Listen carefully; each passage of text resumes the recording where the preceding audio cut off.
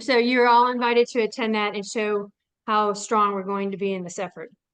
On Wednesday, the 24th in the evening at the Fox Theater, there will be the Boulder launch, and it's a $10 fee to get in, and I'm sure that's to cover the cost of the Fox Theater.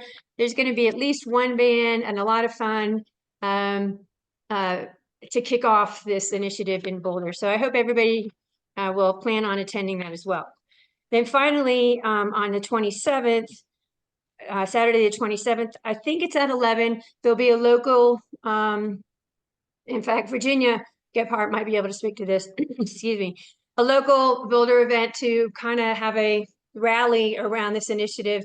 There'll be petitions there to sign. There might even be petitions there to collect so that you can get your own signatures. All of these items I will have links to on our website very soon, because obviously it's immediate, it's all next week. We'll hope that you'll keep your DEM Women organization strong by continuing to renew your memberships and consider upgrading your membership. January and February are very busy months for that, so please make sure you get that on your to-do list and accomplished. And also consider joining our team. If you don't necessarily want to join the board right away, we have committees that you could join to kind of come see what we do on a regular basis. We would be grateful for any help and volunteers in doing that. If you are interested, again, go to or send an email to info@demwomenboco.org. Okay, now little info about the actual program. If you have questions that arise, go ahead and put them in the chat. And when Sarah's done talking, we will get through as many of those questions as possible. And I'll just read them and then we'll have all the answers from her. So now to introduce Sara. Let me get to that. Sara Loflin is a mom, a breast cancer survivor, the first person of color to lead ProgressNow Colorado, and she moonlights as the mayor pro tem of Erie, Colorado. Woo! When do you sleep? Yeah, that she's the daughter of a Vietnamese refugee, and she grew up in the Midwest. She spent over 2 decades community organizing and working to advance progressive issues. Such issues from affordable housing to democracy, from fighting climate change to fighting for abortion rights. Sara took the lead at ProgressNow in late 21. Her vision is to elevate the stories of everyday people with an eye on authenticity, community, and equity. This is to advance progress in Colorado and create lasting change. At ProgressNow Colorado, Loflin is focused on continuing to build an inclusive, multi-issue, progressive base, fostering progressive collaboration to define the issues that affect Colorado communities, and to hold leaders accountable, particularly conservative leaders, in the public sphere. So everybody welcome Sara Loflin. Thank you. Thank you so much for having me. It's a real honor to be here, and I am very excited to be talking with you all tonight. I am here tonight to talk a little bit about our political landscape and to talk about ProgressNow Colorado and what we have up our sleeve for 2024. So with that, can I share my screen? Yes. Oh, give me just a second. I just realized all my windows closed when I had to restart.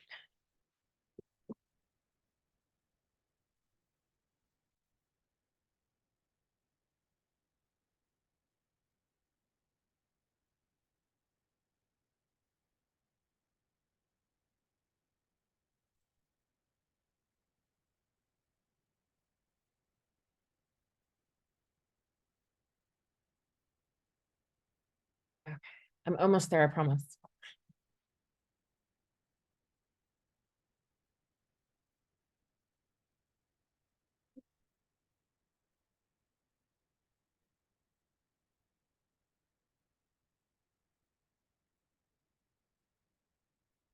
Okay, just a second. We're about to full screen.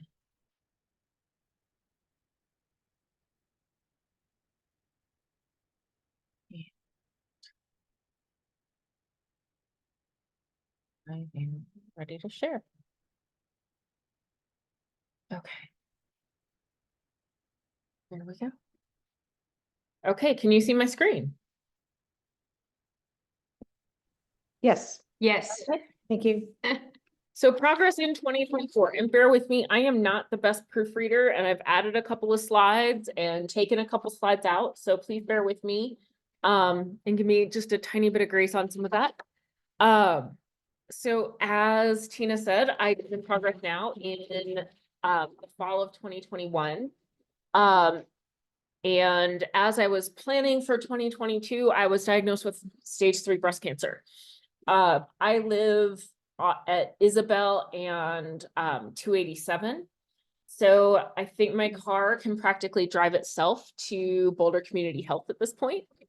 And so getting started, how many people know about Progress Now, have heard about Progress Now, know who we are? Oh, looks like most of you. Love Progress Now. Thank you. We are the state's largest multi-advocacy organization. We are seeking this year to be a trusted collaborative voice of the progressive movement, drawing Coloradans in by telling everyday stories that move progress forward and hold our leaders accountable, our mission, our values. We are known for our antics. We are known for Cardboard Corey, our host of cardboard characters, as you can see, from Mitch McConnell to Cory Gardner to former House Minority Leader Tim Neville to Lauren Boebert. We are known for showing up at the state capitol with a giant ice sculpture on a day that's 85 degrees outside and finding a way to get it there and not have it melt before it lands at the steps of the state capitol. We're known for our annual ballot guide. And I'll brag about that in a little bit, but we just celebrated our 20th anniversary in October, and we celebrated it at the one and only Casa Bonita, where I was thrilled and absolutely overwhelmed to get to hang out with 600 progressive friends. Our goals this year are to, on a big picture space, are to engage and activate Colorado progressives around leadership accountability and issues through online organizing and outreach. And we are working to really regrow our digital and online base. And I'll tell you a little bit about how you can jump on our email list if you haven't already, or access some of our online resources, things like our daily clips, before I hop off tonight.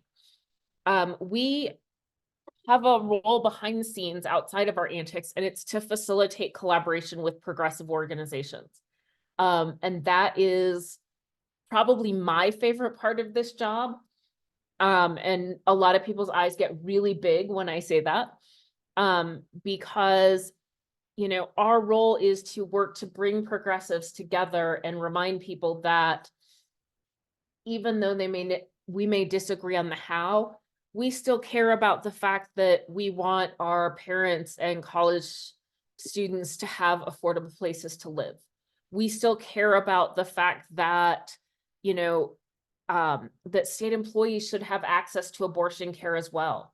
We still care about, everybody still cares about the fact and wants people to have access and the right to an abortion.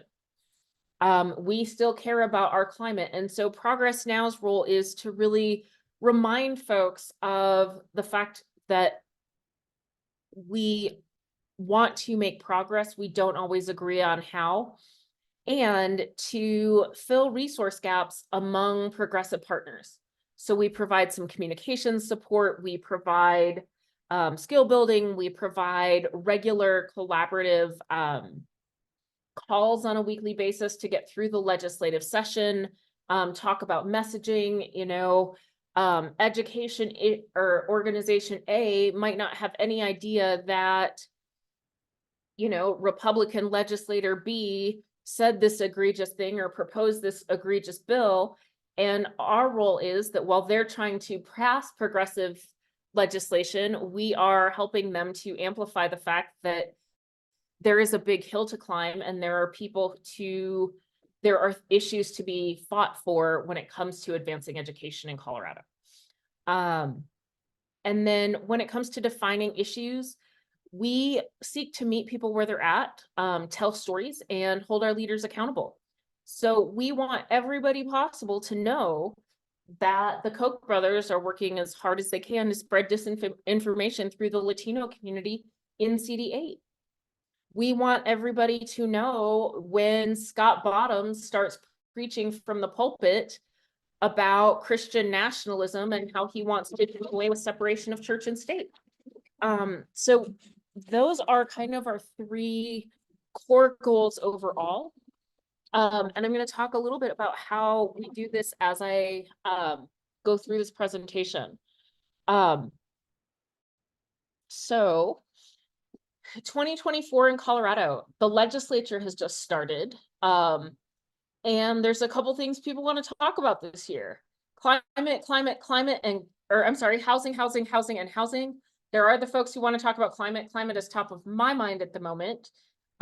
Taxes, education, democracy, and I'm sure there will be a host of deplorable, obnoxious abortion bills that we have to sit through and listen to Scott Bottoms and other Republicans try to redefine their own personal definition of an abortion. And then there's your ballot, that little thing that is supposed to be one of the biggest ballots Colorado's ever had in terms of length. The big things I'm going to highlight tonight are Congress and a whole lot of ballot measures. And I don't know why local races bolded, but it's the ballot measures and Congress that I'm going to highlight a bit tonight. The state House and state Senate, yes, they will be up for grabs and those will be important too. But we have some of those races that are still kind of shaping up, and that's still kind of taking shape as we're working through the legislative session. Our core we're focused on 4 things this year. One is our core work, the Progressive Communications Hub that we convene with about 30 different organizations. We have about 12 who come every single week to collaborate on messaging. We host a daily clips service. How many of you receive our daily clips from a gentleman by the name of Alan Franklin? Okay, if you don't, I'm going to put the sign up in the chat after I'm done with the presentation. And if I forget, please remind me. We are about to send into the field our quarterly messaging poll called the Mountaineer. It's public polling that gets released. And I take a little bit of pride because in 2022, our third quarter polling was dead on for how the election results came out. And then last year we did a little poll about, how people were getting tired of Lauren Boebert in the 3rd Congressional District. And surprise, she ruined my Christmas break on December 27th. And I'll talk about that in a minute as well. The project I'm most excited about is a project called TAG, or the Awakening Giants. This is going to be a Latino content communications and online engagement project. I am working with one of Boulder County's own, Maria Handley, as well as my dear friend Alvina Vasquez, to create a comprehensive Latino and Hispanic media analysis. I don't know if you all know about a little project called the Libre Initiative, but in 2020, the Koch brothers were actually handing out cash in Adams County to Latino voters and promoting certain amounts of misinformation. They are pouring millions of dollars into a disinformation campaign aimed at engaging Latino voters. We will be launching this with a video series in April, but for right now, we're doing some stakeholding. We are pulling together a media analysis and getting all our ducks in a row to get that launched. We will be focused on mainly the Front Range, the I-25 corridor, in particular, Greeley to Commerce City and Thornton, as well as we will have some work going on in Loveland, in Denver, and in Pueblo. And this is not aimed at a lot of community organizing. This is aimed at making sure there is a progressive drumbeat focused on things like economy, jobs, and housing in the Latino communities, and that messaging is being pushed out to Latino and Hispanic voters. The next thing, how many of you have heard that there's a whole lot of ballot measures coming up? And there's a whole lot of issues happening in places like the Colorado State Legislature. So we are launching the Real Deal Colorado in February. It is aimed at being a centralized online communications hub to provide reliable information about ballot issues and various progressive issues.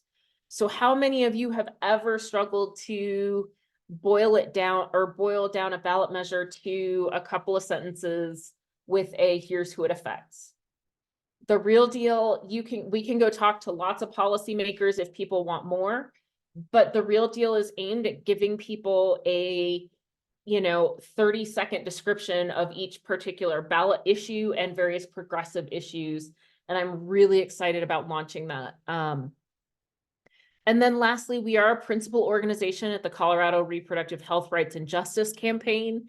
And our abortion rights director would be on with me tonight, but she is a little busy with a couple things. One, there will be a commemoration of the anniversary of Roe tomorrow and Friday in the state Senate and House.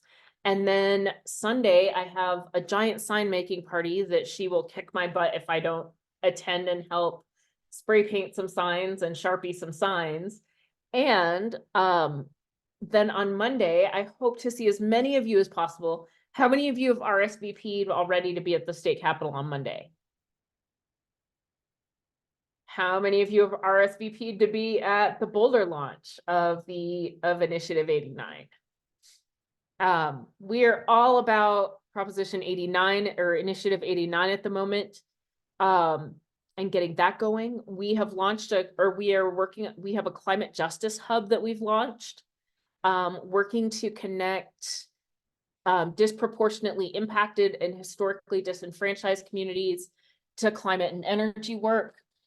And then we are also working on things like housing, transit, workers' rights. And when I say defense, I don't mean Halliburton and I don't mean military. I mean the fact that people like Scott Bottoms are going to run legislation like banning abortion, because they do it every year.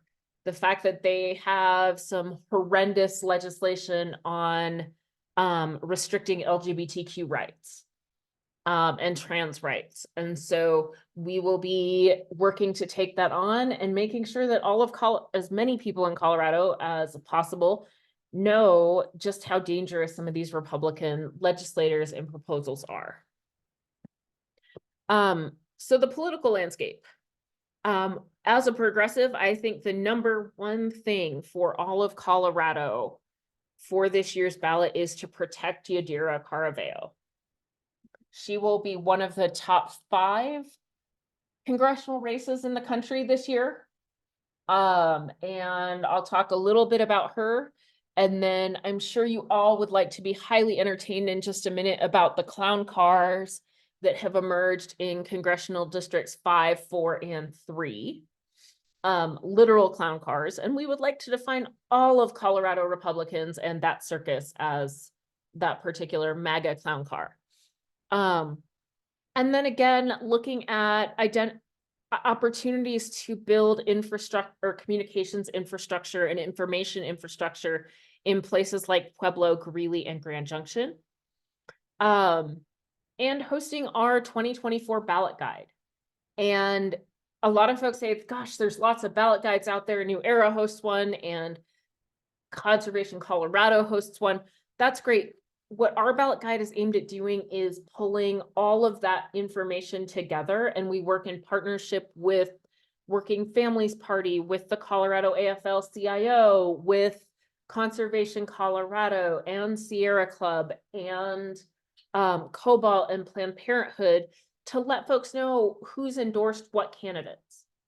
And I will say this, where our ballot guide has been particularly effective is in the Final Four, in down ballot issues and local races. One example that I will give you is I have a lot of pride in saying we tested our baselines this year and we had about 10,500 views. No, that doesn't sound like a lot, but if you look at the Thornton City Council, which was decided with a Democratic majority, and yes, I'll say that I'm a council member and I'm not supposed to acknowledge partisanship, but I'm going to. Our ballot guide managed to help turn the Thornton City Council this year. In the final 4 days of the election, we had 350 views on our ballot guide. Roberta Ayala won her election by 40 votes. And his name is escaping me right now. Chris, and I forget his last name, he won by just over 150 votes, I believe.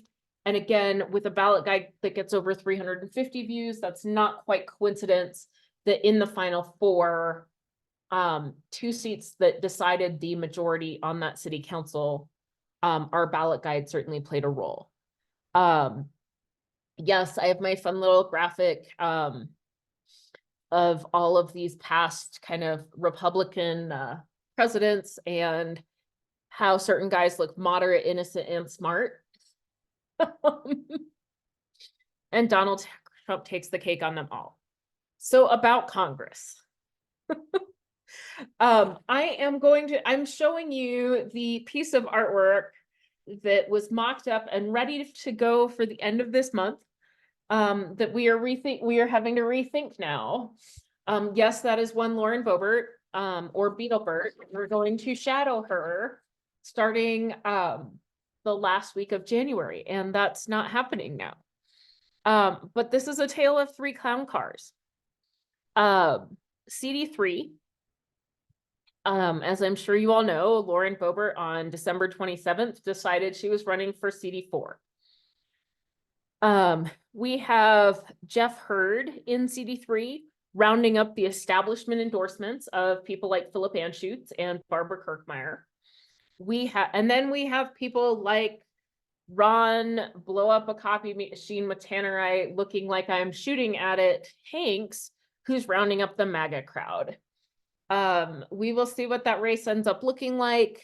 The one thing I will say about that race, I know a lot of folks have questions, but because Lauren Boebert was such an embarrassing sideshow for that race, she allowed for Adam Frisch to really get a jump on Democratic fundraising, and it allowed for Adam Frisch to have a war chest of millions of dollars. And while some people may disagree with me, I think there's a path. It's narrow, kind of like the Longs Peak Narrows, and probably a bit icy, but there is a path. So I would say don't fully give up on that race yet, but it does remain to be seen who comes out of that primary. The next one is the CD4 race. It is a race to replace Ken Buck, and this has become a highly entertaining MAGA showdown. Lauren Boebert, who was endorsed by the one and only Speaker Mike Johnson. I would be very surprised if she did not cut some sort of deal with him, and that does not come out at some point, to move to CD4, where she has a better shot at retaining the seat.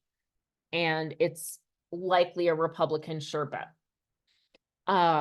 Interestingly enough, today it came out that Colorado House Minority Leader Mike Lynch is also running for CD4. But today it came out that he has a DUI in which he decided it would be a good idea to race a police car while intoxicated in his Ford Mustang electric vehicle. I would like to be making these things up, but I can't. Let's see. Who else is out there? Richard Holtorf, who says no shortage of appalling things. Former Senator Jerry Sonnenberg also, who says no shortage of appalling things, are both in that race. And then if I look to CD5, that is also turning into a highly entertaining sideshow with Dave Let's Go Brandon Williams, chair of the Colorado Republican Party, that this past weekend went ahead and subverted their whole caucus process to endorse Donald Trump for president. So he is running against a whole slew of Republicans in CD5. Those are kind of the places outside of things. I think, you know, when I'm looking at this list of 3 congressional races, my advice to you is grab your popcorn, because I think it will be a highly entertaining comedy of errors. And use it to energize you for the very last race that I have highlighted, Scott K. James or Gabe Evans versus Yadira Caraveo. What I can tell you is the Republican Congressional Committee will not let the seat go quietly. And they may be quiet now, but I would not underestimate the millions of dollars they will spend to take out one of Congress's most consistent, one of the people who votes most consistently in Congress. I'm not talking about what she votes for. I'm talking about actually shows up to consistently vote. She has voted on like 98% of the legislation that has come before Congress, which is a high number. I don't have a good commentary on why others are lower, but I do think it's important to note Yadira is reliable to be representing and doing the job that she was elected to do. Scott K. James is a Weld County Commissioner, and Gabe Evans is a freshman legislator. Scott K. James, you might recognize that name from Scott and Sadie in the Morning from 97.9 Country Music, or from his KOA radio show. He is I can personally tell you, because of my role as Mayor Pro Tem of Erie, he gets very physically uncomfortable when you even mention the word in vitro fertilization around him. So who we would prefer for Dr. Yadira Caraveo to run against is probably Scott K. James of Weld County. Gabe Evans is a right-wing shill who on paper is a little more scary. He is former military and claims he is, or he's former military and claims he is, or claims to be partially Latino. That said, he's pretty unknown altogether in the district. So I think that could be really helpful to Scott James, and Scott James's issue is quite a bit more extreme on the issues than Gabe Evans, which I think will help him in a Republican primary. And if we can get to the battle of the extremes, Gabe Evans and Scott James battling it out for who's more conservative and more Trump-like is probably a good thing for Yadira Caraveo. That said, the other part of the political landscape to highlight for 2024 is your ballot. It will be very long. These are just 9 of the issues that I know about that are sitting before the Colorado Title Board Committee. Abortion is no longer sitting before the Title Board Committee, and we are gathering signatures on that. And ProgressNow is proud to be a lead on the launch, and one of 7 organizations who work to bring about the ballot measure. I talk to the campaign manager just about every single day. And I am looking forward to the top 10 things Republicans will say tomorrow when we commemorate the anniversary of Roe. The next thing to note, there are 14 property tax initiatives that one Michael J. Fields has filed.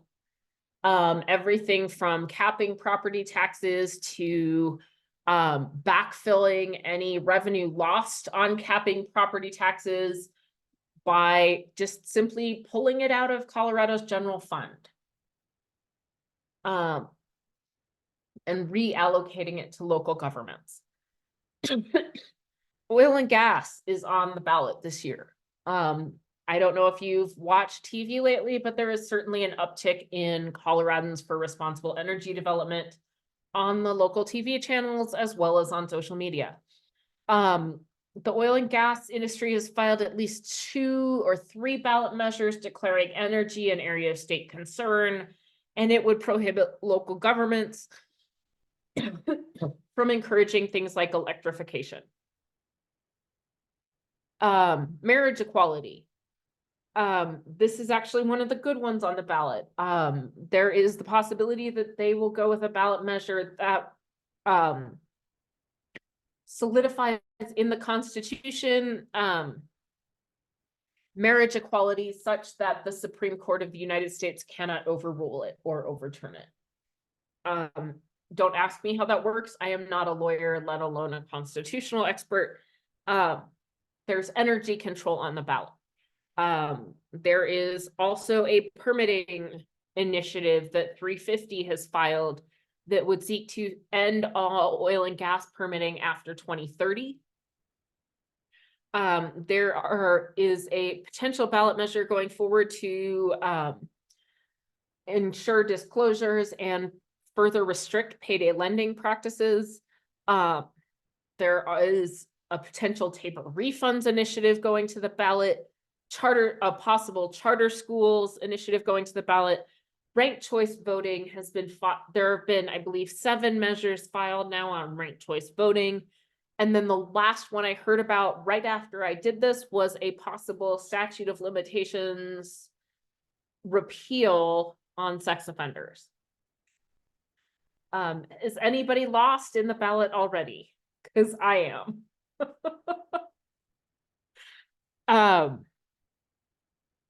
And I will talk to you in a couple months if you would like on what the language in those ballot measures actually says. Again, where we're starting is with the Real Deal as well as Awakening Giants and our core project. And then also new as of this week is figuring out, we have about 65,000 people that we reach through our email list, Facebook, Instagram, and our various social media channels. What we're looking to do, there was an article in Axios in December about the growing news desert across the suburbs of Colorado. And so what we are seeking to do is work on providing content and reliable information that is suburban centric across the metro area. Yes, it will be progressive, but it's aimed at really defining progressive issues from a progressive space. Talking about abortion as healthcare and healthcare as abortion, talking about, what does the increase in things like property taxes or the terrible air quality where, at 3 o'clock in the afternoon, you can't see the mountains from Erie, Colorado because of an air inversion. So we will be working on a suburban news and content project as well in 2024. And that is who we are. And I feel like I've droned on at you quite a bit. So I'm going to stop sharing my screen and get to the chat where it looks like there's a few questions. Well, thank you so much, Sarah. I know somebody asked if we knew who the Dem candidates are in CD4 and CD5. I know in CD4 it's Ian McCorkle and is it John Pedora? Can't remember his first name. And then I don't know about CD5. Yeah, I don't know who's filed in CD5 yet either. I can find out. On number 89, yes, we are collaborating with New Era. We're part of the Colorado Reproductive Health Rights and Justice campaign that is leading the ballot measure, and it includes New Era Colorado, Cobalt, ProgressNow Colorado, Color, Planned Parenthood, Interfaith Alliance, and am I missing one? Is it the ACLU? And the ACLU, thank you. Okay. Yes. there's always one that's missed, and for me, it's a different one every time I list them, so yeah. Yeah, wow, that's a lot, very impressive, stuff to kick us off, because we knew there was gonna be a lot of work and a lot of fun and interesting things coming along. I always, whenever you say Scott Bottoms, I always think of, um, um, I know that Ian calls him Scott No Bottoms, or Scott No Bottoms Bottoms, or whatever, because the guy Yeah. goes so low, when he's speaking on the floor in the Yes. Colorado State House. So that Yes. would be interesting for sure. I had not heard that about the Koch brothers, but I'm not surprised. So I'm going to assume it's illegal to give people money to vote, right? I don't know that it was for voting, but rather for like some COVID disinformation. Gotcha. But it So- still was related to voters specifically. Right. So, yes, we've definitely had Yadira on our mind, and we did make a contribution to her in December, and we'll probably be making another contribution to her. As you know, as a C4, we're actually as an SDC, our SDC is limited to $1,000 a year. So it's something, but it's not a lot. So anybody in our audience who's interested, she can use money, and as we know, early money is the best. So. Yes. Are there any other questions? Oh, are you aware of Karen Breslin running in CD4? I am not. Yeah, me neither. So Amy, I'm not sure. You would probably know better than us. Amy Weinstein's our Boulder County Dems chair. Thank you for being here, Amy, because I know it's it's a crazy time right now, getting ready for caucus, everybody. And Jeff Um, asked what the possibilities for the future of Republicans looks like in Colorado. I would say that the Republican Party in Colorado, and I've said this to a couple different news outlets, they have a decision to make. And are they going to be a party? And I think for right now, it's pretty clear where they're at. Are they going to be a party of logic, or are they going to be a party of insurrection and mounting fascism and Christian nationalism? And I think we're pretty clear about where they are. Given their chair, they have launched a site called Rhino Watch to go after any Republican that is not Donald Trump enough in Colorado. That is the big piece of why, I guess that is the big piece I would surmise of why Ken Buck and even Doug Lamborn are not running again. yeah. Yeah, they've really deteriorated and let the crazy take over. Yes. Wow. Yeah, it's nuts, and then the fact that he's going to still try to run the state party and run for CD5 at the same time. So the guy's got an ego for sure. Yes. Especially considering absolutely. because he lost pretty soundly in the last race he ran. Mhm. I'm assuming it's Leslie Smith said that Heidi Ganahl made the Rhino list. So Yep. wow. Even And with her she has furries. launched a new project, even with her furries, but she has also launched a new project. Oh yeah, what's her new project? It's Project Red. Oh, okay. It's very I don't lovely. know. Do we even want to know? Probably not. Yeah, exactly. I'm gonna put in the chat the sign up for the I just put in the chat the sign up for our daily clips list. Oh, yes. What is Alan- excellent, thank you. What is it that he put, is it a weekly snapshot? I can't think of the clever name that it's called. It's like way too short review or something. So there's two things to sign up for. The daily clips list is really cool because if you ever wanted a daily digest of the political news in Colorado, Alan Franklin gets up at an ungodly hour in the morning. He's our political director and kind of my right hand at Progress Now. He's been with us for 20 years. He gets up at an ungodly hour and puts these together by hand every morning so that they're out by about 10 a.m. Wow.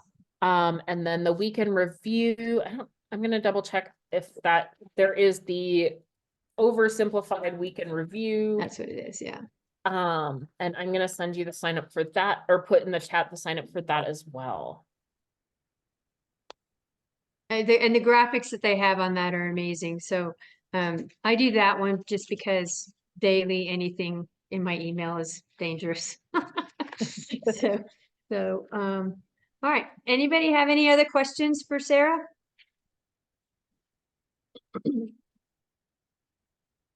Okay. And yes, I will make sure to get the information to you on the Real Deal. I'm super excited about getting it launched.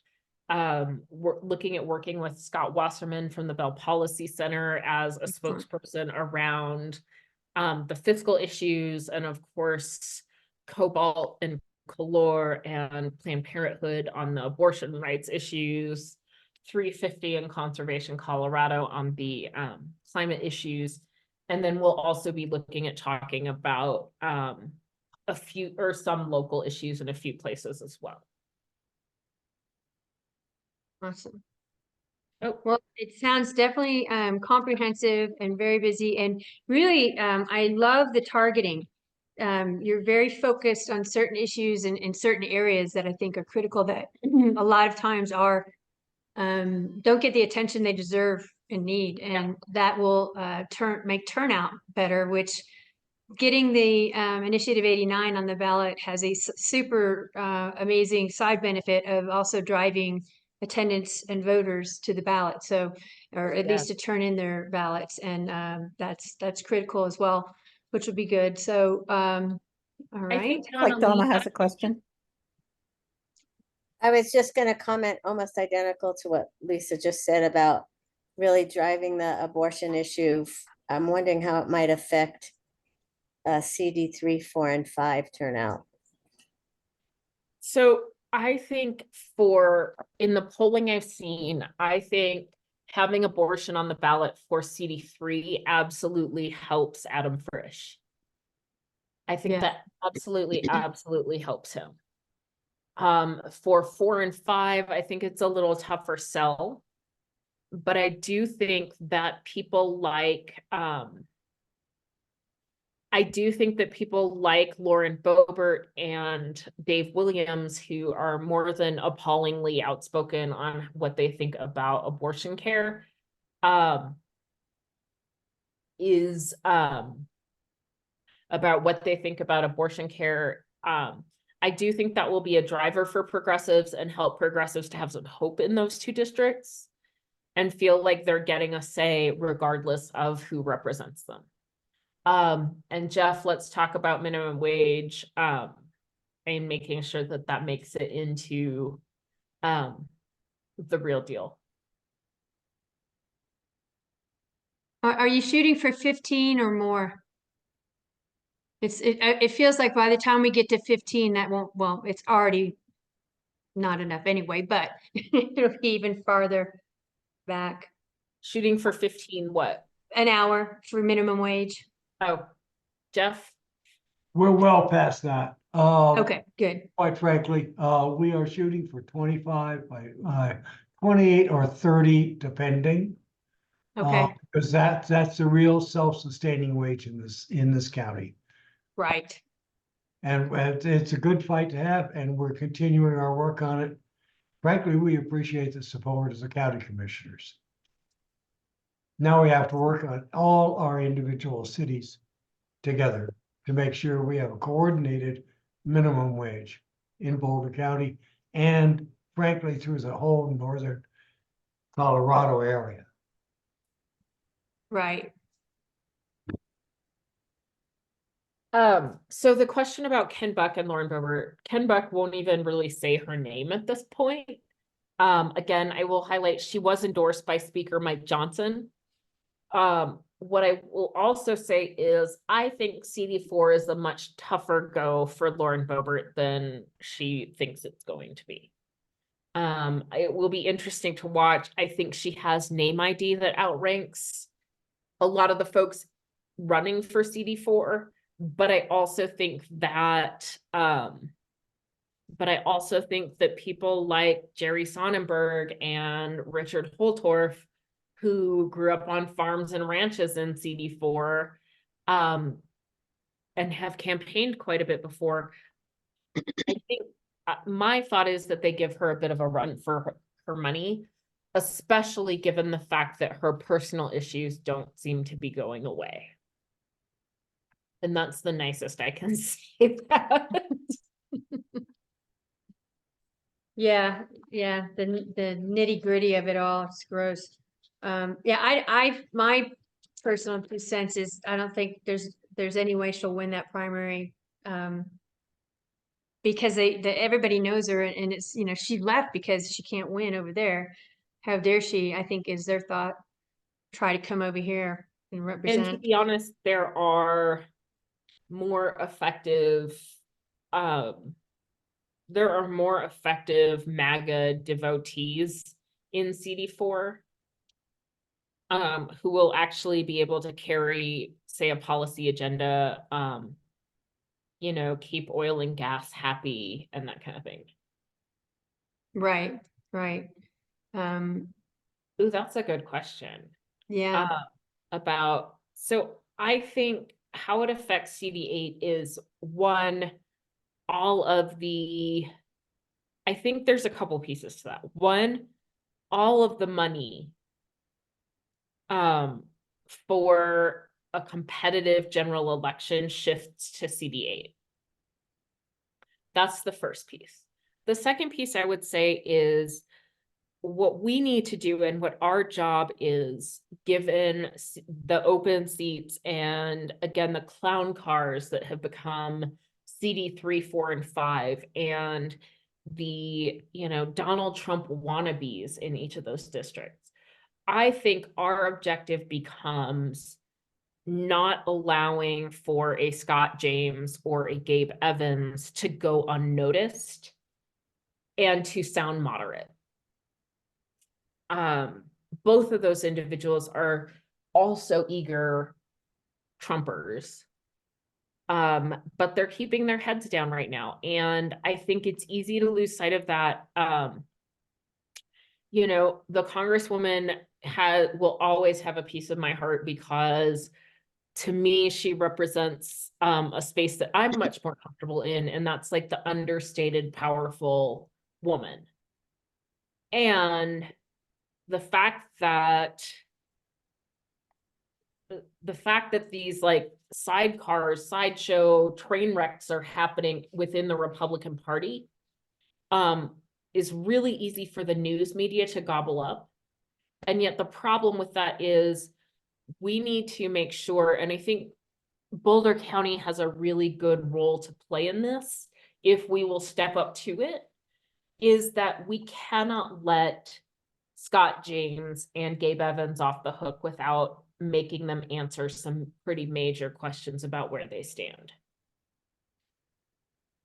And calling into question that, remember Cory Gardner always looked kind of nice too, except he always voted with Donald Trump, always. And so I think reminding voters of that in CD8 over and over and over again, every which way we know how, is going to be a major component of making sure we hold that seat. yeah. May I briefly speak for Boulder County? Damn right. Sarah's exactly correct. Boulder County needs to step up.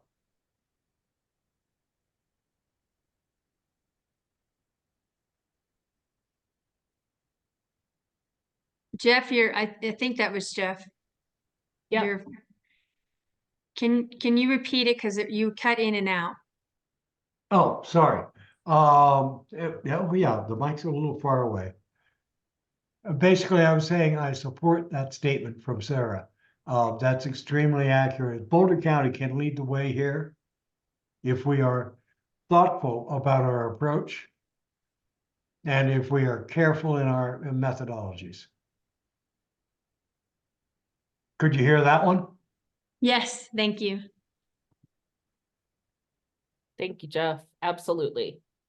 And how do you do that? By things like, Boulder County has a centralized newspaper, whether it is the Daily Camera or in the case of Congressional District 8, the Daily Camera, I would assume, has pretty good distribution in Firestone. And making sure that we are getting in and calling out questions that matter for places like the Longmont Daily Times call. Yeah, that's Prairie Mountain Media. We can do that. I think with the Yeah. editorial contacts that we have at Camera. The Kent theory modifications of the voting process. Can you Gosh, explain that, please? yes. And would you read the question or explain the question first, please? Thank you. It says, Sarah, how do you think theory's modification of voting process will fare? Seems like R's and D's like some of his ideas. I myself have to confess, I'm not certain how I feel about them. I am wary. And what I know is Kent Theory, I believe, has filed 7 ballot measures. One of them is a straight up ranked choice voting process. And I believe, correct me if I'm wrong, it advocates for 2, like the top 2, not the top 3 or 4. It's an interesting conversation. I have had people talk about how terrible it is for women. I've had people talk about how wonderful it is for women. It's not an issue like I am super well studied on, so I'm not going to comment on that just yet. Another piece of it does away with the assembly process. And the interesting thing about that is we have the largest class of freshman legislators who've been appointed by the assembly process that Colorado has ever had at this point. Again, I haven't really thought too hard about how I'm feeling about that today. And it might change tomorrow. And then the other piece to it is it would change the signature gathering, or one of them would change the signature gathering requirements. And raise those thresholds. I have concerns about who that excludes from becoming candidates. And then the last one that I know something about is the open primaries. Where you can be unaffiliated and vote in any primary you want. And run in any primary you want. And I don't love that idea. So those are the ideas. I do think there are some Republicans and Democrats who do like his ideas. I do think is there validity? What I'm watching Republicans and Democrats who like his ideas say are things like, you know, I'm a Democrat or a Republican who falls more in the middle, or who wants politics to get back to, you know, the way it was under Reagan or Clinton. And I don't know many women who necessarily want politics to come back and look like that. And I do think that where we're at culturally in terms of politics right now, we have some reckoning to do across our country in terms of civil discourse and how to debate politics and debate who things benefit and power and democracy. And is it really democracy when, and some of those major sort of fundamental democracy questions. I guess my concern is probably one of my biggest faults when it comes to environmentalism is a profound sense of pragmatism. And I have big questions about what does this look like pragmatically? Does it open the door for an American Constitution Party or the, you know, Party of Colorado Militias or the Democratic Socialists or the Communist Party of Colorado? Or does it open the door for folks like that to become major parties where the state is now having to pay for primary races for the American Constitution Party? Yeah. So, or the Conservative Patriot Alliance Party. which we outed this fall or this past fall as a big white supremacist group. So Mhm. Hey, Lisa, Yes. can I ask a quick question here? This really fascinates me because the discussion's now shifted to who the hell are we opposing? And how do we deal with the opposition? Because the opposition's turning and changing in a lot of ways. It's actually a question I submitted to Ian before they couldn't make the show. Where do the Republicans go? What does it look like? Do we have any idea? Because the direction it's going in right now is extremely dark. Extremely dark. And we've all discussed this in the past. How do we help build a responsible opposition as opposed to an irresponsible opposition? Because right now we have an irresponsible opposition that's creating and fomenting insurrection. That's not really acceptable. I don't think that's a good idea. Where do we go from here? How can we help our country club Republican friends who we used to actually be able to talk to us again and engage and not engage in the Fox News universe or delusion event that's occurring there? I mean, come on, guys. How do we deal with this? I think that's an interesting question, Jeff. I think there's a couple of pieces. I think one is we need to start to think about dealing with the fact that there is a spectrum, and we are watching some of that unfold within our own party. Is litmus tests that make it impossible to talk to each other. And I think that that is the real danger in a lot of this. I think that's truly the real danger is, creating litmus tests and benchmarks where we're not allowed to talk to each other or have one-on-one conversations. When I think about, should I be, as an elected official myself, should I be making decisions on behalf of the town with 2 other or 3 other counselors behind closed doors? No. Should I be able to talk with them about rationales and strategies and disagreements without those becoming a fight in the living room? I think yes. So where is the line? And again, I think that's a bigger cultural shift that we need to look at making. I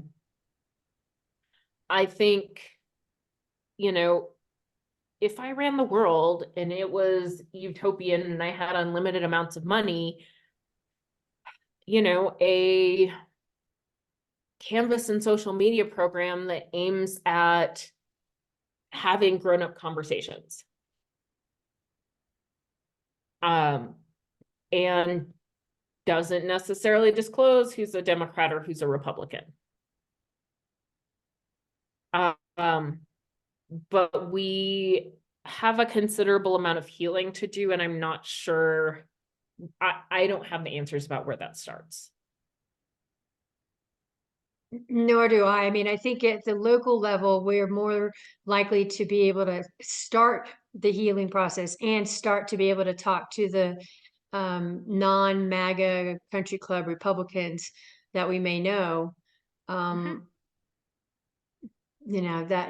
That's probably the beginning, and beyond that, I don't know. I mean, other than to say that elections are, we speak through elections, and they keep losing, and we're going to work our butts off to make sure they lose, but they're not changing. But so what I try to remind people is that, so let's take, for instance, the Iowa caucuses.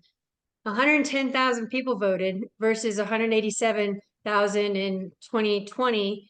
And, 53,000 of those 110, and the media is calling that a landslide. Well, no, I mean, there was such a small part of the voters, right? So you have to digest all of that and not worry about the people that said Biden's not truly elected. And I don't know. I always feel like we Democrats in general are open-minded. And this particular MAGA group is not only not open-minded, they are in their own, as well, Rachel Maddow and Nicole Wallace call it, they're in Earth 2, right? So I don't know how to approach them. Except for the fact that they're digging their own ditches that they're falling into, because I feel like the Colorado GOP is going to be right behind the Michigan GOP by the end of this year with Dave Williams. Goodness knows what he's going to do with that money. He's probably going to funnel it to his campaign. I mean, it's sadly, but that's Certainly. There's not much reasoning going on. So right now, I think we have to talk locally, and then if you can, and then let the elections do the talking for us. So One thing I will say, the thing that continuously sticks with me about the Iowa analysis is a comment. I was driving home on Monday night from Costco. I gotta tell you, like, when it is 10 below out, that is the day to go to Costco, because there was zero line and like I got a parking spot right up front. Thanks so much. And I apologize, my child just walked in, but one of the things I would say that stuck with me is this notion that 81% of Republicans, Trump or otherwise, agree with the Trump sentiment that immigrants are poisoning the bloodlines of America.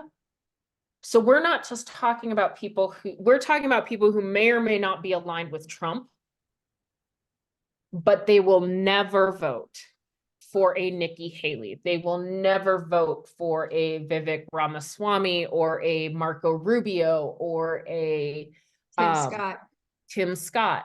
They will never vote along those lines. And so how do we plan for a future where we are representing, where Democrats are the party that is able to draw in and be sort of the big tent party that says, okay, let's figure out how to create change that addresses your hurt. Yep. So that's kind of my 2 cents on that front. Yep. All right. Well, a very, very big thank you again, Sarah. You did an amazing job for knowing for about 24 hours that you were going to be doing it. So she's even that much more impressive, everybody. Just a few follow-up remarks. Progress Now is one of our partners, and we support them in every way that we can. And I know a few of our board members were able to attend the party that you guys had at Casa Bonita. I heard it was a fantastic time had by all, so wonderful. Next month, we're going to be hosting the primary candidates in Boulder County, which include races in HD10, HD12, HD49, SD15, County Commissioner District 2, and CU Region at Large. This list keeps growing, so we'll see. And we hope that you'll all tune in for that next month. And I don't think there'll be any changes with that. And then and that's on February 20th. So thank you again, everybody, for coming. Make sure you get your renewals in, get your rest, because we're going to need to be doing some work. And thanks again, Sarah. Thanks, Lisa. Everybody have a good night and stay warm. Good night.